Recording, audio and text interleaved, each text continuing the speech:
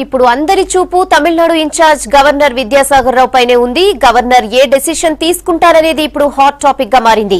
మధ్యాహ్నం ముంబై నుంచి చెన్నైకి రానున్నారు గవర్నర్ విద్యాసాగర్ రావు. శశికళకు అపాయింట్మెంట్ కూడా ఇచ్చినట్టు సమాచారం.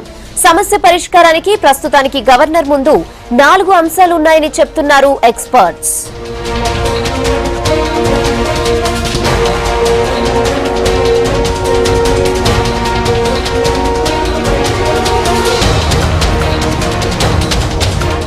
అయితే ఈ 4 మార్గాల్లో మొదటి ఆప్షన్ గా కొత్త ప్రభుత్వాన్ని ఏర్పాటు చేయాలని శశికళను గవర్నర్ ఆహ్వానించే అవకాశం ఉంది. మెజార్టీ ఎమ్మెల్యేలు శశికళతోనే ఉన్నట్టు కనిపిస్తున్న ప్రస్తుత పరిస్థితుల్లో బల పరీక్ష నిర్వహించే ఛాన్స్ కూడా ఉన్నట్టు తెలుస్తోంది.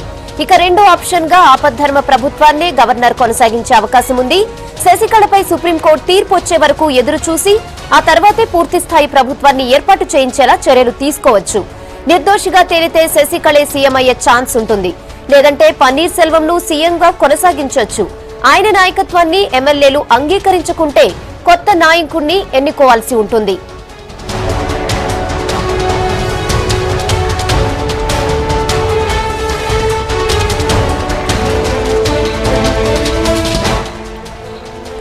ఇక మూడో ఆప్షన్ గా రాష్ట్రపతి పాలనకు సిఫార్సు చేయడం. ఇదే జరిగితే మళ్లీ ఎన్నికలు నిర్వహించాల్సిన అవసరం వస్తుంది. కానీ గొడవలు సద్దుమణిగితే అన్నాడీఎంకే ప్రభుత్వమే మరో 4 ఏళ్లు కొనసాగే ఛాన్స్ ఉంటుంది. ఈ 3 అవకాశాలు ఉపయోగించని పరిస్థితుల్లో చివరి ఆప్షన్ గా ఆపద్ధర్మ సీఎం పన్నీర్ సెల్వంనే సీఎంగా కొనసాగాలని, సభలో బలం నిరూపించుకోవాలని గవర్నర్ కోరే ఛాన్స్ ఉంటుంది. ఛాన్స్ వస్తే అసెంబ్లీలో తన బలమేంటో చూపిస్తానంటున్న పన్నీర్ సెల్వం శశికళ వర్గం నుంచి ఎంతమంది ఎమ్మెల్యేలను తన వైపు లాక్కోగలరన్న అంశంపైనే ఆయన సీఎంగా కొనసాగడం అనేది ఆధారపడింది. ఈ 4 ఆప్షన్స్ లో గవర్నర్ ఏది ఫైనల్ చేస్తారు అనేదే ఇప్పుడు తమిళ రాజకీయ వర్గాల్లో టెన్షన్ పెంచుతోంది.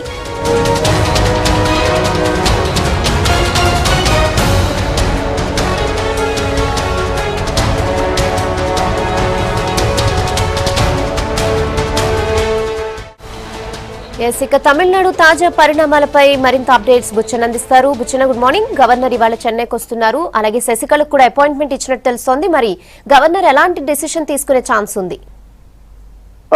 రెహనా, తమిళనాడు రాజకీయాలు రోజు రోజుకు అవి కొత్త టర్న్ తీసుకుంటున్నాయి. నిన్న మొన్న ఈ 2 రోజుల కాలంలో జరిగిన పరిణామాలు చూస్తే కనుక బల నిరూపణకు దాదాపుగా శశికళ సిద్ధమైనట్టే మనకు అర్థమవుతుంది. ఎందుకంటే ఎమ్మెల్యేలందరినీ తీసుకుని వెళ్లి ఆమె ఒక రహస్య ప్రదేశంలో ఉంచి వాళ్ళందరూ చెయ్యి మన పట్టు తప్పుకోకుండా చూసుకునే ప్రయత్నం ఆమె చేస్తున్నది. రెండో వైపున పన్నీర్ సెల్వం కూడా తన బలం ఉందని చెప్తారు. బహుశా మరి శశికళ దగ్గర ఉన్న వాళ్ళలో సగం మంది ఈయనకు సంబంధించిన వాళ్ళు ఎవరైనా ఉన్నారా, ఆమె అంతర్గతంగా ఏమేం చేస్తున్నారు, ఎలాంటి వ్యూహాలు పన్నుతుందో తెలుసుకునే ప్రయత్నం ఏమన్నా లోపల ఉండి చేస్తున్నారనేది కూడా మనం చూడాలి. ఎందుకంటే ఇక్కడ 2 విషయాలు ఉన్నాయి.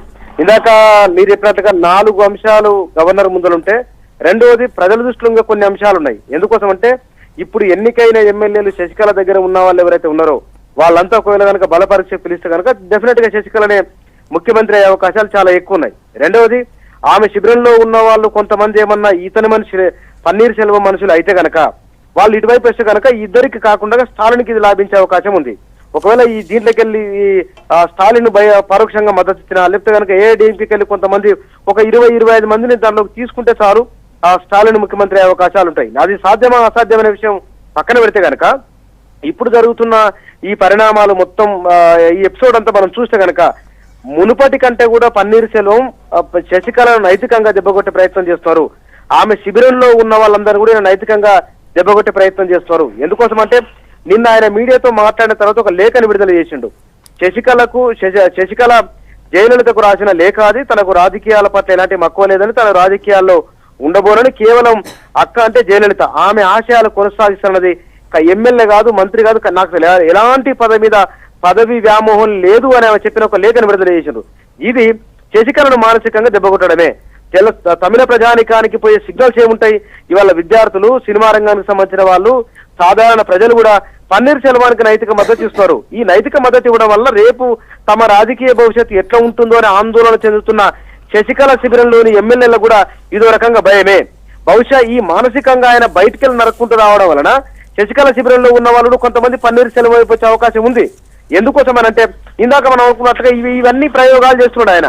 పన్నీర్ సెల్వం నిజంగానే మాట్లాడగలడా, పన్నీర్ సెల్వం ఇంత పంచి డైలాగులు పేల్చగలడా అంటే పేల్చిండు ఆయన. అందరి అంచనాలను మించి పేల్చిండు ఆయన. కమల్ హాసన్ గాని, సీనియర్ నటి గవితమి గాని ఇట్లాంటి వాళ్ళంతా పన్నీర్ సెల్వానికి వాళ్ళు ఓపెన్ గా మద్దతు ఇస్తున్నారు.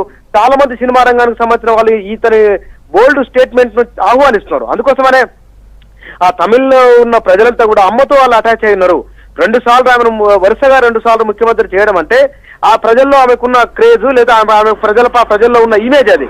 మరి దాన్ని శశికళ ఆ ప్రజలకు నైతికంగా తాను ఎట్లాంటి దాన్ని నిరూపించుకోగలదా చెప్పలేమది. అందుకోసమనే గవర్నరు ఈ పన్నీర్ సెల్వం చేస్తున్న ఒక వ్యూహాత్మకమైన ఎత్తుగడ ఒకటైతే, రెండవది ఎమ్మెల్యేలు ఎవరిని కూడా తన చేయి దాటిపోకుండా ఆమె చూసుకుంటున్నది. బహుశా వాళ్ళ మధ్యాహ్నం గవర్నర్ ఇక్కడికి వచ్చిన తర్వాత పన్నీర్ సెల్వం ముందే కలుస్తానని చెప్పింది కాబట్టి ఈ శశికళ కూడా ఏకంగా రాష్ట్రపతినే ఈమె ఒక రిక్వెస్ట్ కూడా చేసింది. తమిళనాడులో జరుగుతున్న పరిణామాలు మీరు పరిశీలించండి, దీనికి ఒక పరిష్కారాన్ని చూపించండి అని ఆమె రిక్వెస్ట్ చేస్తున్నది. మనం టెక్నికల్ గా చూసుకున్నప్పుడు, రాజ్యాంగబద్ధంగా చూసుకున్నప్పుడు శశికళకి పూర్తి మెజార్టీ ఉన్నట్టు మనకు తెలుస్తుంది. ఎందుకోసం అంటే ఆమె దగ్గర ఉండాల్సిన 118 మంది ఎమ్మెల్యేల కంటే కూడా ఎక్కువనే ఉన్నారు. కాబట్టి ఈజీగా ఆమెకు ముఖ్యమంత్రి కావడం అనేది నల్లేరు మీద నడకలాంటిది. కాబట్టి కనుక మరి నిజంగానే అంతమంది ఆమె చేతిలో ఉంటారా? ఓటింగ్ జరిగేటప్పటికి, బలప్రదర్శన జరిగేటప్పటికి ఎంతమంది హ్యాండ్ ఇస్తారో తెలియదు కదా. ఈ అన్ని అంశాలు అందులో ఉన్నాయి. నిన్న శశికళ పెట్టిన మీటింగ్ లో నుంచే ఒక ఎమ్మెల్యే అప్పటికప్పుడే బయటకు వెళ్ళిపోయింది. ఆయన ఇట్లా అంటే ఒక ఎమ్మెల్యే బయటకు వచ్చిండు, మిగతా అట్లాంటి వాళ్ళు ఎంతమంది ఉన్నారు ఇంకా ఆ విషయం తెలియదు. ఇందాక మనం అనుకున్నట్టుగా ఒకవేళ అక్కడ పరిస్థితులు అటు పన్నీర్ సెల్వానికి కానీ లేకపోతే కనుక శశికళ గాని అనుకూలంగా లేని పక్షంలో ఆ మధ్య మార్గంగా ఆయన రాష్ట్రపతి పాలన కూడా వెళ్ళొచ్చు. అయితే ఇప్పటికిప్పుడే మొన్ననే ప్రభుత్వం ఏర్పడింది కాబట్టి ఇప్పటికిప్పుడే రాష్ట్రపతి పాలన పెట్టి మళ్ళీ ఎన్నికలకి వెళ్ళాలంటే కొంత కష్టంతో కూడుకున్న పని అవుతుంది. అయినప్పటికీ కూడా ప్రభుత్వాన్ని ప్రజలకు జవాబుదారి ఉండాలి కాబట్టి, ప్రజా సంక్షేమ కార్యక్రమాలు కొనసాగాలి కాబట్టి దీనికి సంబంధించిన ఏర్పాట్లు కూడా ఉంటాయి. ఒకవేళ కనుక మరికొంత కాలం పాటు పన్నీర్ సెల్వాన్ని ఆపద్ధర్మ ముఖ్యమంత్రిగా కొనసాగించే అవకాశం కూడా లేకపోలేదు. వీటితో పాటుగా అక్కడ తమిళనాడులో ఉన్న రాజకీయాలు నిన్న మొన్న జరిగిన దీని వెనుక బీజేపీ కనుక కొంతమంది బీజేపీకి సంబంధించిన సీనియర్ నాయకులు హస్తం ఉందని సుబ్రహ్మణ్య స్వామి లాంటి వాళ్ళు దీనిపైన కామెంట్లు చేస్తున్నారు. సరే, సుబ్రహ్మణ్య స్వామి కామెంట్లు మాత్రం ఉన్నా సరే కానీ తమిళనాడులో జరుగుతున్న రాజకీయ పరిస్థితి మాత్రం కేంద్ర ప్రభుత్వం చాలా క్షుణ్ణంగా పరిశీలిస్తున్నది. దీనికి వాళ్ళొక లాజికల్ కన్క్లూజన్ కూడా ఇచ్చే అవకాశం కూడా ఉంది. ఎందుకోసం అంటే విద్యాసాగర్ గవర్నర్ అక్కడ గవర్నర్ కూడా ఈ విషయాన్ని ఎటువైపు పరిణామాలు మళ్ళీ కనుక ఎట్లాంటి నిర్ణయం తీసుకోవాలి, ఎవరి వైపు మనం మొగ్గు చూపితే కనుక ఎట్లా ఉంటది, ఒకసారి ఆయన రాజీనామా ఆమోదింప చేసుకున్న తర్వాత మళ్ళీ తిరిగి దాన్ని రివైవ్ చేసే అవకాశం లేదు. దీనికి మనం ఇక్కడ గమనించవలసింది, పన్నీర్ సెల్వం కూడా గవర్నర్ దగ్గరికి వెళ్ళి అయ్యా నేను రాజీనామా చేసిన కానీ బల నిరూపణ చేసుకుంటా, నా వెంట ఇంతమంది ఎమ్మెల్యేలు ఉన్నారు అని చెప్తే గనక మేబీ దానికి ఒక స్కోప్ ఉండే ఛాన్స్ ఉంది, దానికి అవకాశం ఉంది.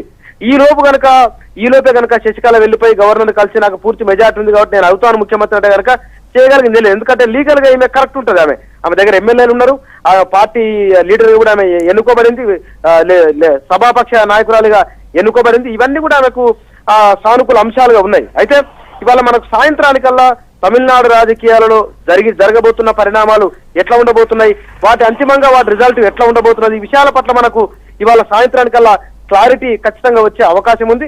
అయితే ఇక్కడ ఇంకొక అంశం కూడా ఉంది దీంట్లో. శశికళ దగ్గర ఉన్న ఎమ్మెల్యేలు ఇప్పుడు బయటికి వినపడుతున్న 131, 121, 120 ఎంతనో గాని ఈ సంఖ్య నిర్దిష్టంగా ఆమె దగ్గర ఉందా లేదనేది ఒక అంశము. రెండవది, బల నిరూపణ జరిగే సమయానికి, బల పరీక్ష జరిగే సమయానికల్లా ఆమె ఎంతమందిని చూయించుకుంటా లేదని మరొక అంశము. మూడవది, ఆ పన్నీర్ సెల్వానికే సామాజిక మద్దతు, సమాజంలో ఎక్కువ మద్దతు ఉంది కాబట్టి ఆ మద్దతు చూయించుకొని భయపెట్టి కొంతమంది లాక్కుంటే గనక పకడ్బందీగా పన్నీర్ సెల్వే ముఖ్యమంత్రిగా కొనసాగే అవకాశం ఉంది. ఈ 2 అంశాలు ఇందులో జరగడానికి ఎక్కువ స్కోప్ ఉన్న అంశాలు అనుకోవచ్చు. Rehana. Okay right Buchanna, thanks for the update.